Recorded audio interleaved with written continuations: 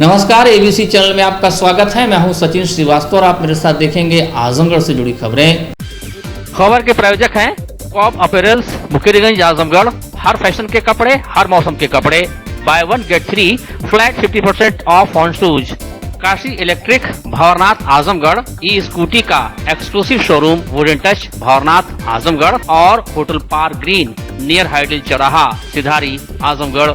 नवागत मंडलायुक्त मनीष चौहान ने सोमवार को मंडल मुख्यालय पहुंचकर अपना कार्यभार ग्रहण कर लिया। मूल रूप से जोधपुर राजस्थान निवासी श्री चौहान 2000 बैच के आईएएस अधिकारी हैं। इससे पूर्व आयुक्त एवं निदेशक उद्योग के पद पर कार्यरत थे, जबकि वो पूर्व में जनपद आजमगढ़, गाजीपुर, हमीरपुर, जालौन, इटावा, हरदोई, अलीगढ़, बरेली, लखीमपुर खीरी एवं झांसी में जिलाधिकारी के पद पर तथा मुख्यमंत्री उत्तर प्रदेश के कार्यालय में सचिव के पद पर कार्यरत रहे। इसके अलावा वो 5 वर्ष तक प्रतिनियुक्ति पर राजस्थान में भी कई महत्वपूर्ण पदों पर तैनात रह चुके हैं। नवागत मंडलायुक्त ने अपना कार्यभार ग्रहण करने के उपरांत कहा कि चूंकि वो लगभग 10 वर्ष पूर्व आजमगढ़ में जिलाधिकारी के रूप में कार्य कर चुके हैं, इसलिए मंडल के अंतर्गत आने वाले जनपदों की समस्याओं को भली भांति जानते हैं। उन्होंने कहा कि क्षेत्र की समस्याओं का समयबद्ध रूप से निराकरण कराना, शिक्षा, स्वास्थ्य सेवाओं तथा कानून व्यवस्था को सुदृढ़ कराना उनकी प्राथमिकता है।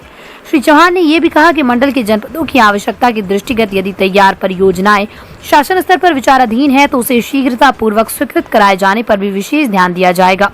मंडलायुक्त ने ये भी कहा कि शासन की योजनाओं को पात्र लाभार्थियों तक पहुंचाने पर उनकी खास नजर रहेगी। इसके अलावा सभी शासकीय योजनाओं का व्यापक प्रचार प्रसार कराते हुए उसका क्रियान्वयन शासन की मंशा के अनुरूप सुनिश्चित कराया जाएगा।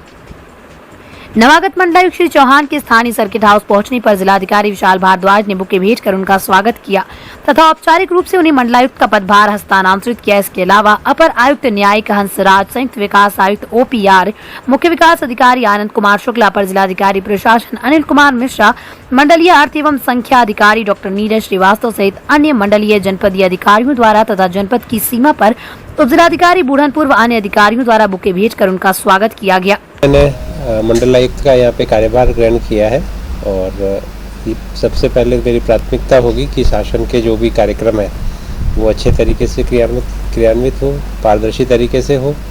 जो भी योजनाएं चल रही है उनका लाभ जो हमारे गरीब व्यक्ति है, गांव के लोग हैं, शहर के लोग हैं, उन सभी को मिले और पारदर्शी तरीके से मिले, ईमानदारी से योजनाओं का क्रियान्वयन हो। सभी अधिकारी समय से जन समस्या सुने, उनका निस्तारण करें।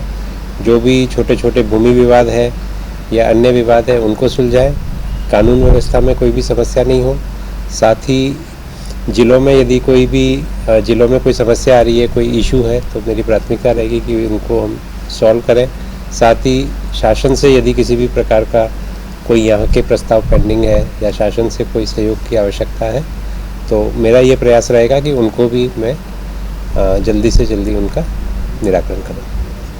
सर, रहने वाले क्या है और मैं रहने वाला वैसे मूल रूप से राजस्थान का हूँ, जोधपुर का।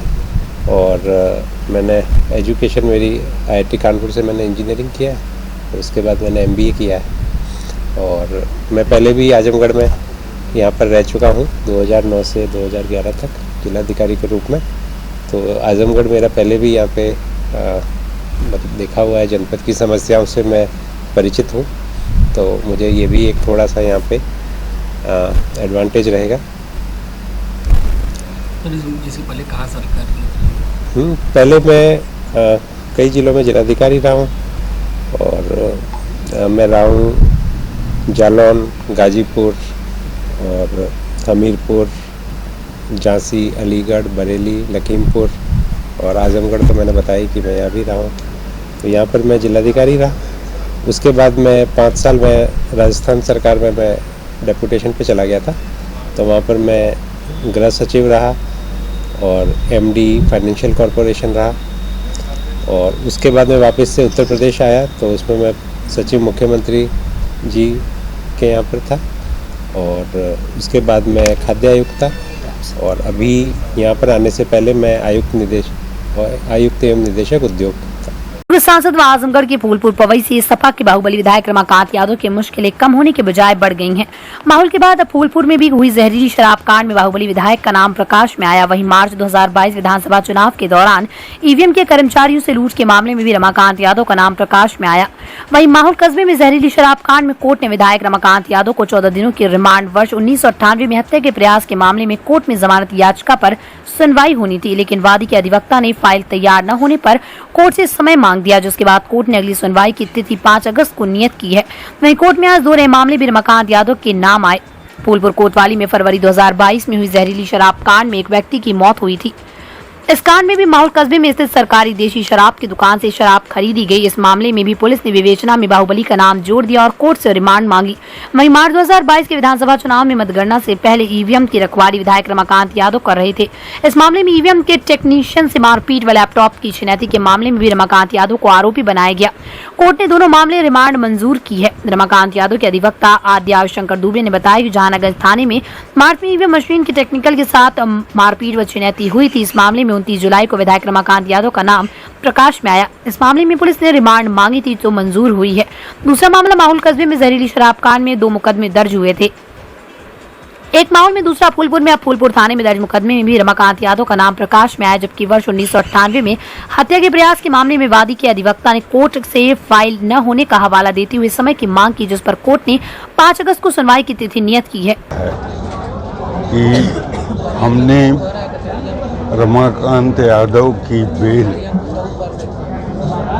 डिस्ट्रिक्ट जज के यहाँ डाली थी, जिसमें आज हियरिंग की तारीख थी। वो बेल पेश हुई। प्रोसिक्यूशन के वकील ने फाइल तैयार न होने का एक बहाना बनाकर मौका मांगा। उनको हियरिंग के लिए 5 अगस्त 2022 की तारीख नियत की गई। अब 2 बेल हमारी है, एक है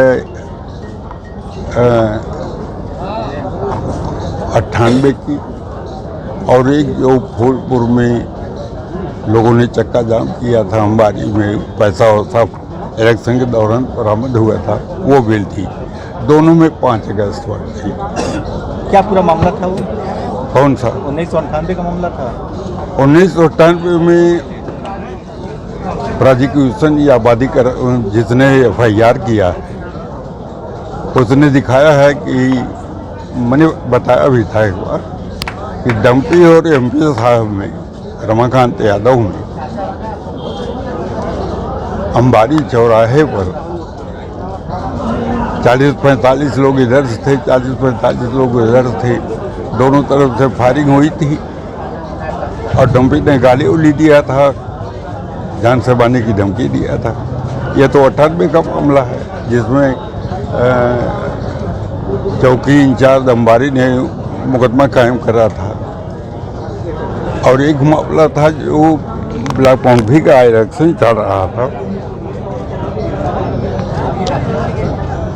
फूलपुर का, तो उसमें एक मनसा यादव की गाड़ी से कुछ पैसा बरामद हुआ था, 1 लाख से ज़्यादा, और उनकी गाड़ी बंद हो गई, पैसा बंद हो गया। उसके विरोध में अंबारी में चौक जाम हुआ था, लोगों ने किया था।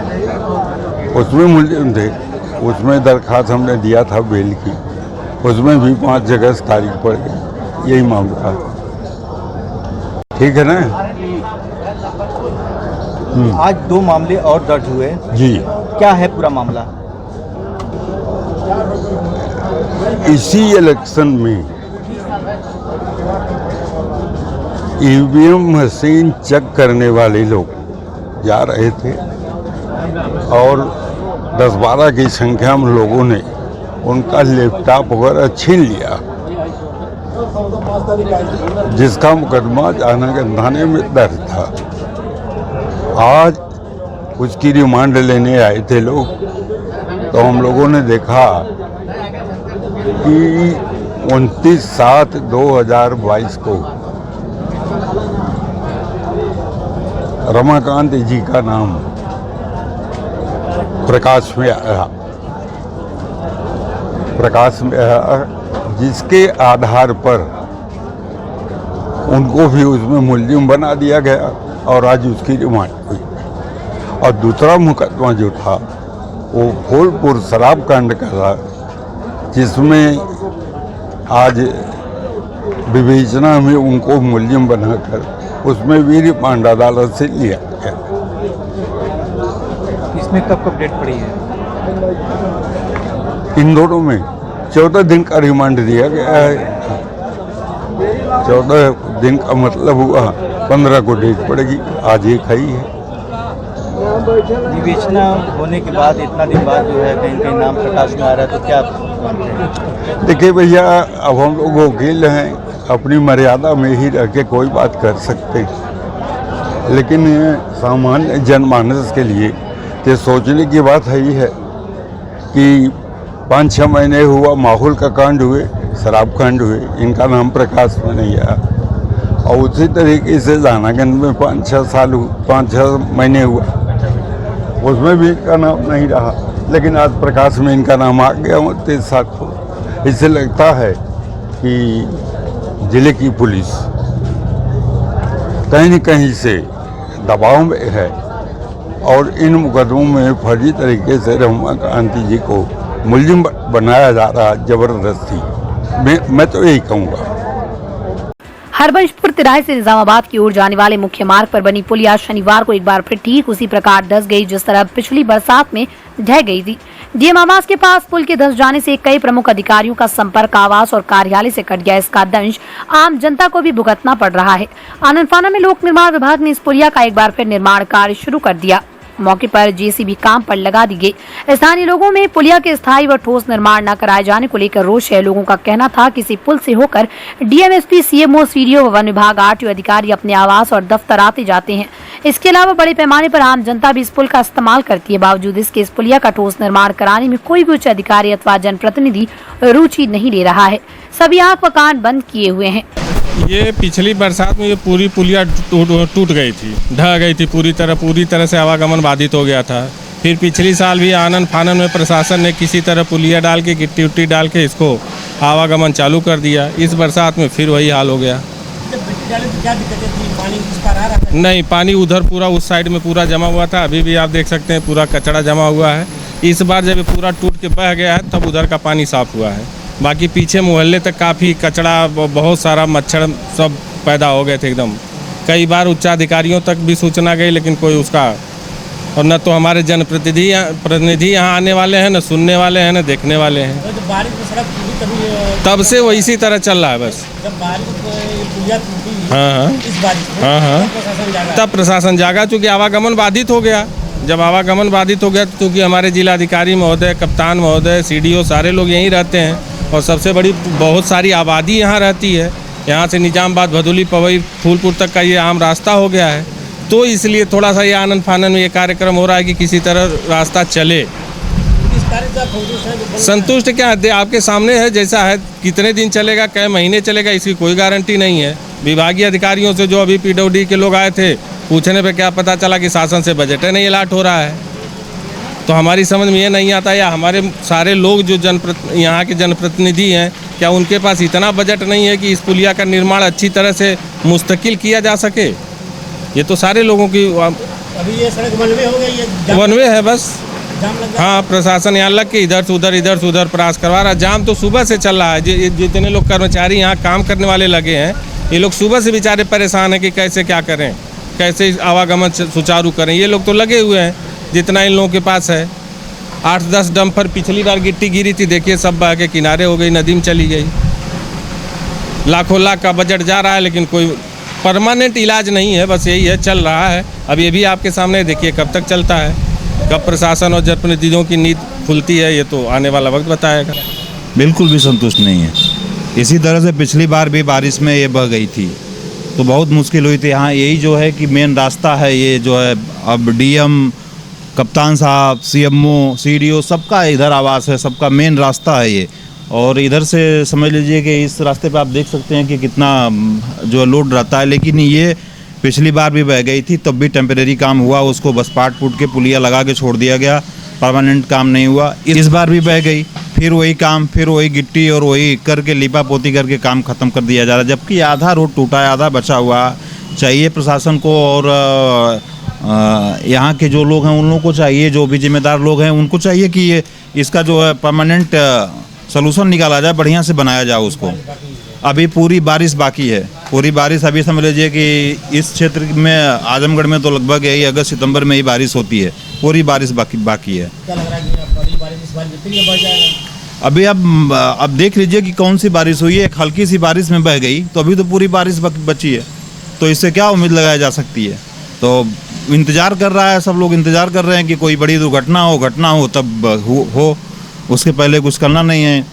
आजमगढ़ के महाराजगंज कस्बे के विष्णुनगर वार्ड की अनुसूचित बस्ती में मंतातरण मामले में पुलिस ने 6 महिलाओं को गिरफ्तार किया। उनके पास से धार्मिक पुस्तकें, कॉपी समेत अन्य सामग्रियां बरामद हुई।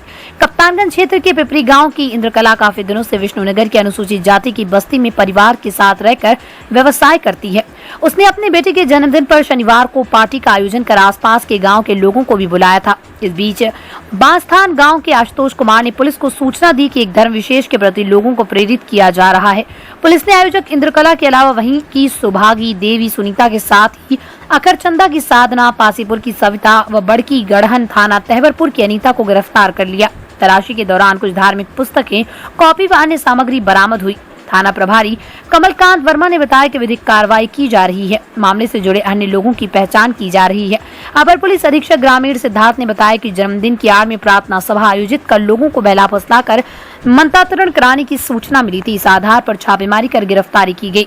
महाराजगंज प्रखंड में कार्यकर्ताओं द्वारा, ईसाई मिशनरियों द्वारा धर्म परिवर्तन का काम कराया जा रहा था नगर में, जहां पर विश्व हिंदू परिषद के सभी कार्यकर्ता पहुंच करके रोके और उन पर मुकदमा दर्ज कराया गया। लगभग 6 लोगों पर मुकदमा दर्ज कराया गया है। 7/22 को थाना महाराजगंज पुलिस को यह सूचना प्राप्त हुई कि कस्बा महाराजगंज में कुछ व्यक्तियों द्वारा बर्थडे पार्टी की आड़ में धर्म परिवर्तन कराया जा रहा है। उक्त सूचना पर पुलिस द्वारा मौके पर पहुंच के छानबीन की गई तथा मौके से 6 महिलाओं को हिरासत में लिया गया, जिनके कब्जे से बाइबल, प्रार्थना सभा की पुस्तकें तथा अन्य साहित्य बरामद हुए। उक्त सूचना पर पुलिस द्वारा मुकदमा अपराध संख्या 286/22, धारा 504, 506 व 3/5 उत्तर प्रदेश धर्म संपरिवर्तन प्रतिषेध अधिनियम के तहत मुकदमा पंजीकृत कर अभियुक्त गण को माननीय न्यायालय रवाना किया गया है। मौके पर शांति व्यवस्था कायम। जिलाधिकारी विशाल भारद्वाज ने सोमवार को शिबली पीजी कॉलेज आजमगढ़ में भारत निर्वाचन आयोग द्वारा निर्वाचक नामावली में शामिल मतदाताओं के आधार नंबर एकत्रीकरण कार्यक्रम का शुभारंभ किया। जिलाधिकारी ने बताया कि मतदाता सूची से आधार लिंक करने हेतु दिनांक 7 अगस्त 2022, 21 अगस्त 2022 एवं 4 सितंबर 2022 को विशेष अभियान की तिथियां निर्धारित की गयी। जिलाधिकारी ने बताया कि भारत निर्वाचन आयोग के निर्देशानुसार विधानसभा निर्वाचक नामावलियों में पंजीकृत सभी मतदाताओं के आधार नंबर एकत्रित किया जाना है। आधार नंबर एकत्रित करने हेतु बीएलओ दिनांक 1 अगस्त 2022 से घर घर जाकर आयोग द्वारा नियत प्रारूप 6ख पर आधार नंबर अंकित कर मतदाता के हस्ताक्षर प्राप्त करेंगे। मतदाताओं के आधार नंबर संकलन का कार्य 1 अगस्त 2022 से 31 मार्च 2023 तक पूर्ण किया जाना है। उन्होंने बताया कि ऑनलाइन फॉर्म 6ख भरने हेतु ERO net, Garuda app, NVSP portal, voter helpline app इत्यादि पर उपलब्ध रहेगा। मतदाताओं को अपनी आधार नंबर उक्त ऐप के माध्यम से फॉर्म 6B ऑनलाइन भरने हेतु 2 प्रकार की सुविधाएं दी गयी। स्व प्रमाणन के साथ मतदाता ऑनलाइन फॉर्म 6B भर सकते हैं तथा UIDAI में पंजीकृत कर अपने मोबाइल नंबर पर प्राप्त होने वाले OTP का उपयोग करके आधार को स्वयं प्रमाणित कर सकते हैं। यदि मतदाता स्वयं प्रमाणित नहीं करना चाहता तो मतदाता द्वारा प्रमाणीकरण के बिना आवश्यक संलग्नों के साथ फॉर्म 6B ऑनलाइन जमा कर सकता है। उन्होंने निर्देश दिया कि बीएलओ द्वारा संकलित किए गए आधार नंबर को किसी भी परिस्थिति में सार्वजनिक नहीं किया जाएगा। भारत निर्वाचन आयोग द्वारा संशोधित फॉर्म 6 पर निर्वाचक नामावली में नाम बढ़ाने हेतु फॉर्म 6 में आवेदन किया जा सकता है। निर्वाचक नामावली में मतदाताओं की किसी प्रविष्टि में संशोधन, फोटो अपडेट कराने, डुप्लीकेट मतदाता पहचान पत्र, विधानसभा निर्वाचन क्षेत्र के अंदर स्थान परिवर्तन अथवा विधानसभा क्षेत्र के बाहर स्थान परिवर्तन हेतु फॉर्म 8 का उपयोग किया जाएगा। उन्होंने कहा कि आधार नंबर संकलित किए जाने हेतु फॉर्म 6ख का उपयोग किया जाएगा। जिलाधिकारी ने बताया कि भारत निर्वाचन आयोग द्वारा विधानसभा निर्वाचक नामावलियों में नाम सम्मिलित कराने हेतु 1 जनवरी, 1 अप्रैल, 1 जुलाई एवं 1 अक्टूबर को अहर्ता तिथियां निर्धारित की गयी। इस अवसर पर अपर जिलाधिकारी प्रशासन, उप जिला निर्वाचन अधिकारी अनिल कुमार मिश्र, उप जिलाधिकारी सदर निर्वाचक रजिस्ट्रीकरण अधिकारी जल राजन चौधरी, तहसीलदार सदर सहायक निर्वाचक रजिस्ट्रीकरण अधिकारी उमाशंकर त्रिपाठी, प्राचार्य शिवली नेशनल पीजी कॉलेज सहित संबंधित अधिकारी उपस्थित रहे। मंडली जिला कारागार में 12 मोबाइल समेत आपत्तिजनक सामग्री बरामद होने के मामले में रविवार को शासन के निर्देश पर एक और बड़ी कार्रवाई हुई। माफिया ध्रुव कुमार सिंह उर्फ कुंटू सिंह गैंग के 6 सदस्यों को जिला कारागार से गैर जिले की जेलों में भेजा गया है।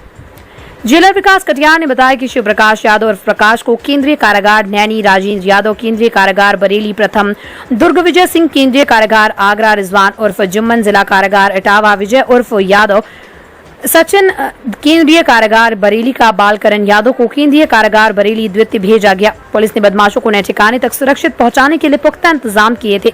गौरतलब है कि इस मामले में police jail superintendent, jailer, deputy jailer समेत 6 जेल कर्मियों को पहले ही निलंबित किया जा चुका है। 8 बंदियों के खिलाफ दर्ज मुकदमे के साथ 12 मोबाइल से बरामद सिम के CDR भी पुलिस निकाल रही है। सफेद पोशों के चेहरे भी बेनकाब होने की संभावना जताई जा रही है। एमएसपी पर खरीद की गारंटी का कानून बनाने, खाद्य पदार्थों पर लगाई गई GST हटाने, सभी फसलों की लागत से 1.5 गुना दाम देने, खेती की लागत कम करने व बेरोजगारी के खिलाफ ऑल इंडिया किसान खेत मजदूर संगठन ने सोमवार को प्रदेश व्यापी धरना दिया। उसी क्रम में सभा की जनपद इकाई ने भी राष्ट्रपति को नामित अपनी 26 मांगों का ज्ञापन जिला प्रशासन को सौंपा। संगठन के जिला अध्यक्ष राम वृक्ष ने कहा कि मोदी सरकार MSP देने के वादे से मुकर गई है और किसानों को बाजार के हवाले कर दिया है। खाद, बीज, कीटनाशी, डीजल व कृषि औजारों के दाम जिस अनुपात में बढ़ रहे हैं उस अनुपात में हमारी फसलों के दाम नहीं मिल रहे। इसके अलावा सरकार ने अनाज तथा दूध से बने पैकेज खाद्य पदार्थों, आटा, चावल, दही, लस्सी आदि पर GST लगाकर महंगाई की मार झेल रही जनता पर एक बोझ और डाल दिया। उन्होंने कहा कि सीमांत किसान व भूमिहीन ग्रामीण गरीबों को कुछ महीने छोड़कर साल भर कोई काम नहीं मिलता व रोजगार के लिए किसान मजदूरों की संतानें भी दर दर की ठोकरें खा रही हैं। अग्निपथ योजना के तहत सेना में भी केवल 4 साल के लिए भर्ती किया जा रहा है।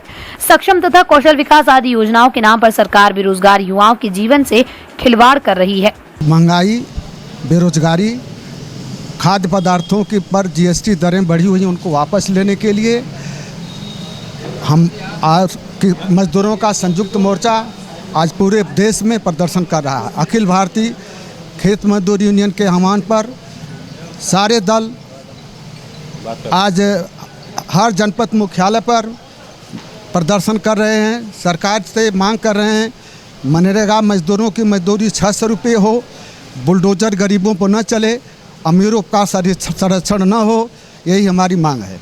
होटल पार्क ग्रीन हाइडल चौराहा सिधारी आजमगढ़, स्वच्छ और आरामदायक AC and non AC rooms, 24 hour room service, North Indian, South Indian, Chinese, Italian, veg and non veg लजीज और जायकेदार व्यंजन उचित रेट पर उपलब्ध। शादी, विवाह, engagement, marriage anniversary, birthday party के लिए लार्ज बैंक्वेट हॉल, मीटिंग और सेमिनार के लिए कॉन्फ्रेंस हॉल, आपकी खुशियों में लगाए 4 चांद। होटल पार्क ग्रीन हाइडल चौराहा Sidhari Azamgarh. International brand Cobb apparels, हर फैशन के कपड़े, हर मौसम के कपड़े, formal shirt, casual shirt, pant, denim, jeans, t-shirt, suit, blazer, belt, undergarments and shoes, धमाका offer, buy 1 get 3, 50% discount on single garments, shoes पर फ्लैट 70% ऑफ। जल्दी करें, ऑफर सीमित समय के लिए। शादी विवाह की करनी हो तैयारी या त्योहारों पर करनी हो खरीदारी तो पहुंचिए कॉब, निकट आनंद अस्पताल, मुकेरीगंज, आजमगढ़। काशी गोमती ग्रामीण निधि लिमिटेड की नई सौगात, Kashi electric, Shri Gandhi Gurukul inter college Bhawarnath के सामने इलेक्ट्रिक स्कूटी का भव्य शोरूम। पेट्रोल का खर्चा जाइए भूल, तय करिए कम बजट में पोल्यूशन फ्री लंबा सफर। देश में इलेक्ट्रिक स्कूटी की सबसे अनुभवी कंपनी हरियाणा की विनिंग फ्यूल्स मोबिलिटी की स्कूटी में मिलेगा आपको लो speed, high speed scooty, super comfort, sustainable seat के साथ अच्छी लाइटिंग फीचर्स। सुनहरा अवसर, खरीदें ई स्कूटी और पाएं निश्चित उपहार। ई स्कूटी की अपार सफलता के बाद जल्द आ रहा है electric bike. Wooden touch Bhawarnath Azamgarh, a complete hardware store. हमारे यहाँ branded plywood, flush door, designer door, PVC door, 4 mica, fancy hardware, kitchen की चिमनी एवं मॉड्यूलर किचन की एक्सक्लूसिव रेंज उपलब्ध। अपने आशियाने में लगाइए 4 चांद, पहुंचिए वुडन टच, भंवरनाथ, आजमगढ़।